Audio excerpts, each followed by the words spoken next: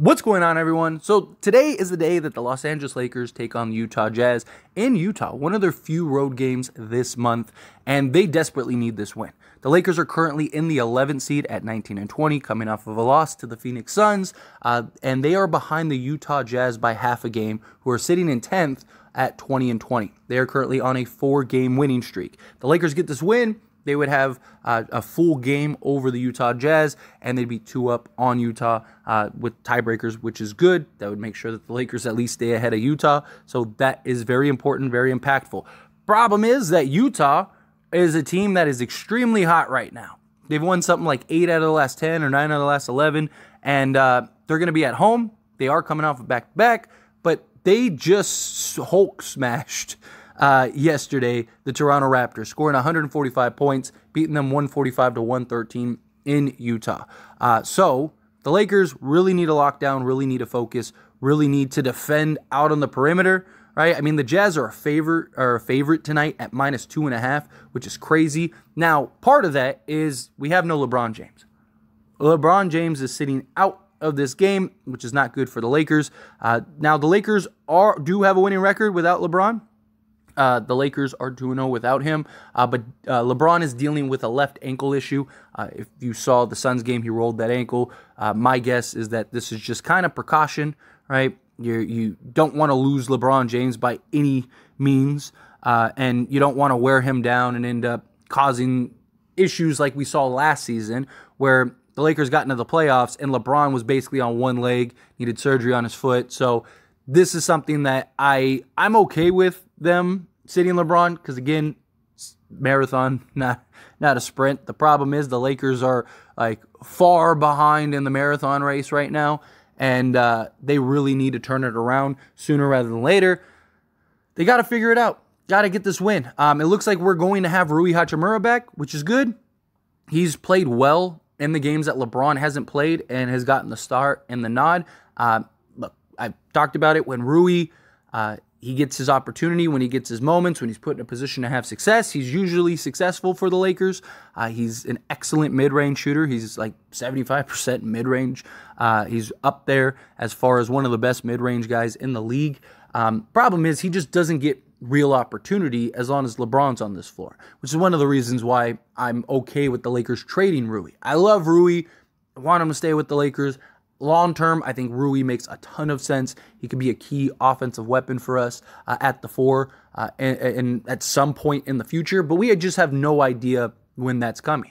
Right? LeBron, at the way he's playing right now, could play another 5 years. So at that point, Rui's probably going to greener pastures. So if you can kind of sell high on him now while you have the opportunity, get some pieces that help you win now, I just think you go that route.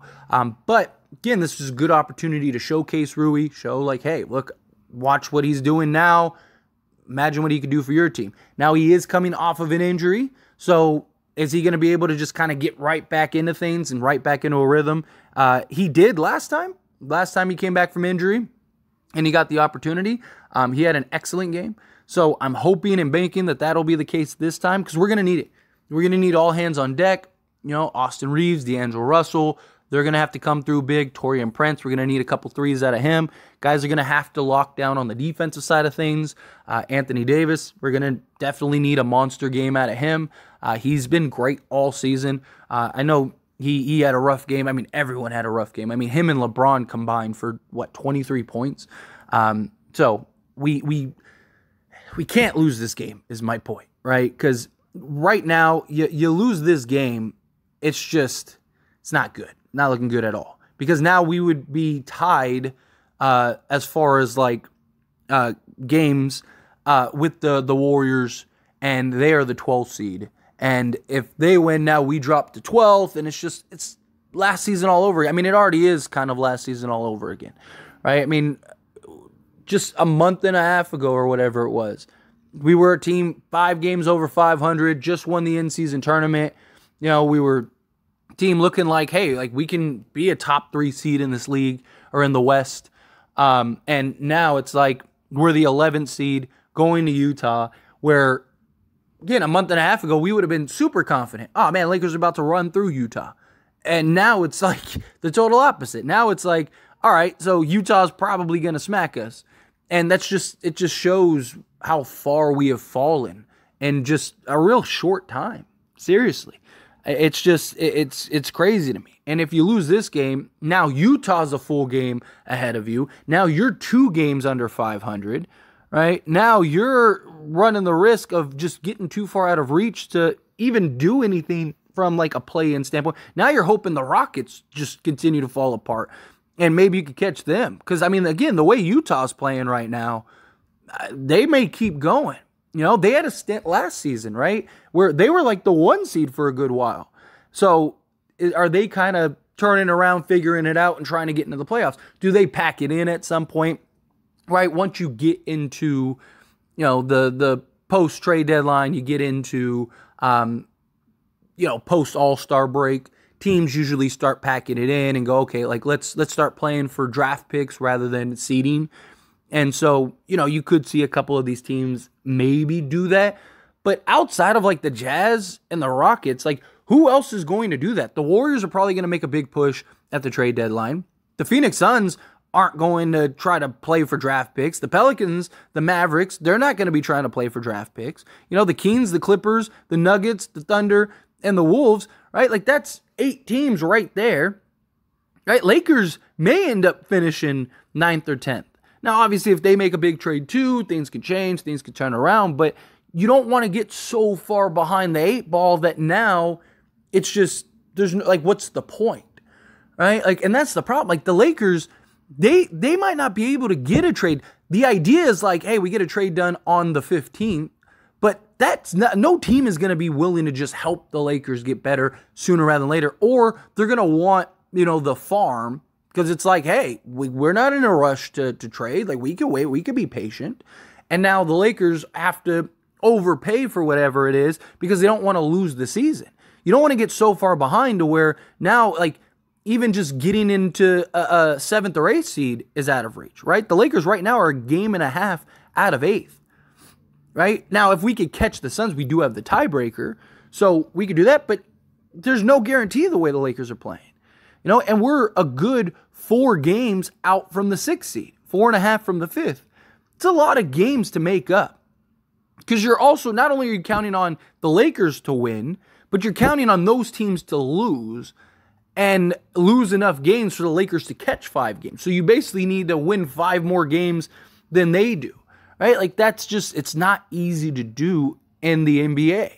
I mean, it's doable, right? I mean, and if the Lakers, you know, maybe they do get a trade and they do turn it around and LeBron and AD do have help and, you know, and they have a run like the Clippers are having right now, right? Where they've won like 15 out of 20 or whatever, right? Like that's something that could absolutely happen if you get the right pieces, but there's also no guarantee.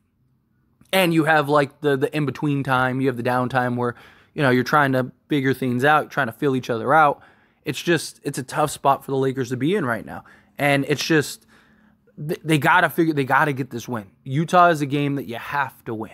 And the Lakers have been good against the bad teams or like middle of the pack teams. Right? The Lakers are a team that, you know, they've usually gotten it done against those teams. It's like the more upper echelon teams that they've had struggles with. I mean, even the Suns game, right? That, I talked about it before. I had concerns that was very likely going to be a loss. Again, it's hard to beat a team 3, 4, 5 times, right? And the Lakers already beat them 3. You know, you knew that L was probably coming. But this is a game that the Lakers need to win. This is a game that the Lakers should go get. But time will tell. We'll see how it goes. Anyway, as always, this is a discussion, so I pass the question on to you. Let me know your thoughts and opinions down in the comments below. What do you think? How do you feel? Do you think the Lakers get this win tonight? Do you think no, they're not going to win? Utah's just too hot right now. You have no LeBron James. Also kind of sad that I even have to ask the question, right? It's kind of sad that you know, it's like, can the Lakers even win against Utah? You would think that like it would be a no-brainer, like, yeah, Lakers are going to get this done. But it just shows how far the Lakers have fallen so far this year. It's frustrating. It really is. And it's sad that like we now have like these expectations of just the Lakers losing. But again, I feel whatever your thoughts are. Let me know down in the comments below. That being said, If you haven't liked this video, hit that like button. Helps me out a lot. Lets me enjoy these types of videos, and I truly appreciate it. If you're not subscribed to the channel, hit that subscribe button. Turn on the bell notifications. Appreciate y'all. See you in the next one. Thank you.